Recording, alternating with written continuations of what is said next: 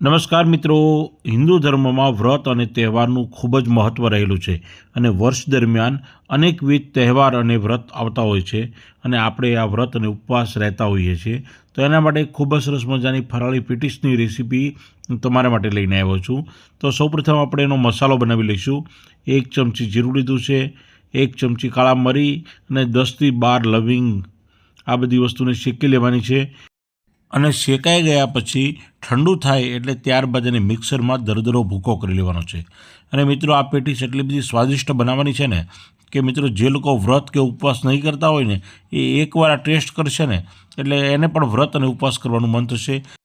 ખરેખર બહેનોએ આ રેસીપી શીખી લેવા જેવી છે, કારણ કે તમે ઘરના પૂરા પરિવારને ઇમ્પ્રેસ કરી શકશો. આદુ અને લીલા મરચાંને પણ દરદરી પેસ્ટ બનાવી લઈશું અને એને પણ આપણે સાઈડ ઉપર રાખી દઈએ. હવે પેટીસ માટેનું સ્ટફિંગ બનાવી લઈએ. તો આપણે 1 કિલો બટાટા લીધા છે.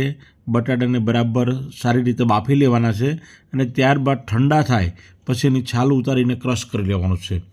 શિંગદાણા પણ આપણે શેકેલા તૈયાર આપણી પાસે પડ્યા છે, તો એને પણ આપણે દરદરા વાટી લઈશું.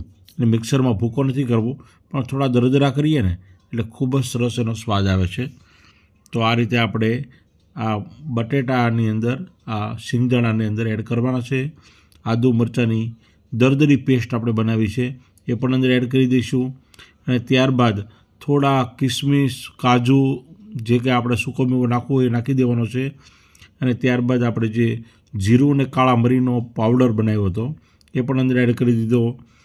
દાડમના દાણા ખૂબ જ સરસ લાગે છે અને ખૂબ જ ટેસ્ટી લાગે છે. જો અવેલેબલ હોય તો દાડમના દાણા પણ એડ કરી શકાય. અને ત્યારબાદ લીંબુનો રસ અને સ્વાદ મુજબ મીઠું એડ કર્યું છે.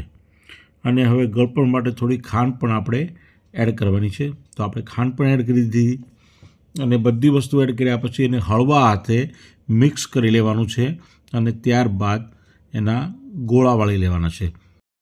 બટાટાને બાફી લીધા પછી એને ઠંડા થવા રાખવા ખૂબ જ જરૂરી છે, કારણ કે તમે ગરમ ગરમ બટાટાને ઉપયોગમાં લેશો ને તો એ ચીકણા થશે અને જેના કારણે આપણું આ સ્ટફિંગ સરસ નહીં બને. તો આ રીતે આપણું આ એક સ્ટફિંગનો સરસ બની ગયું છે. ખૂબ સરસ મજાનો પેટીસનો મસાલો બન્યો છે. તમે કચોરી તો અનેકવાર બનાવીને ખાધી હશે, પરંતુ તમે આ પેટીસ બનાવશો ને તો તમને ખરેખર ખૂબ જ પસંદ પડશે. ખૂબ જ ઝડપથી બની જાય છે.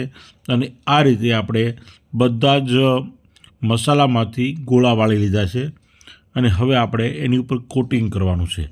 તો કોટિંગ કરવામાં એકદમ સિમ્પલ પ્રોસેસ છે મિત્રો, કે શિંગોડાનો લોટ અથવા તો આરા લોટ આપણે લેવાનો છે કે જે ફરાળમાં ઉપયોગમાં લેવાય છે. આમાં કોર્નફ્લોર લેવાનો નથી, એ વસ્તુનો ખાસ ખ્યાલ રાખજો.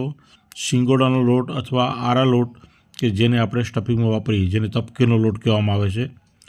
તો એને આપણે આ રીતે કોટિંગ કરી લઈશું અને બધી જ પેટીસનું કોટિંગ બરાબર થઈ ગયું છે. હવે આ પેટીસને હાઈ ફ્લેમ ઉપર તળી લઈશું. ગેસ ઉપર સિંગતેલ મૂકી દીધું છે અને એને ગરમ થવા મૂકી દીધું છે. બરાબર સિંગતેલ ગરમ થાય પછી આપણે એને તળી લઈશું, કારણ કે બટેટા બાફેલા છે અને બધો જ મસાલો બરાબર કૂક થયેલો છે. એટલે હાઈ ફ્લેમ ઉપર તળશું ને તો જ આ પેટીસ ખૂબ સરસ બનશે, એ વસ્તુનો ખ્યાલ રાખજો. તો આ રીતે હાઈ ફ્લેમ ઉપર આપણે આ પેટીસ બનાવી લીધી છે. ખૂબ જ સરસ રીતે તળાઈ છે અને આ ગરમા ગરમ ખાવાની ખૂબ જ મજા આવે છે મિત્રો. આની સાથે તમે આંબલી અને ગોળની ચટણી હોય ને તો ખરેખર મજા પડી જાય મિત્રો.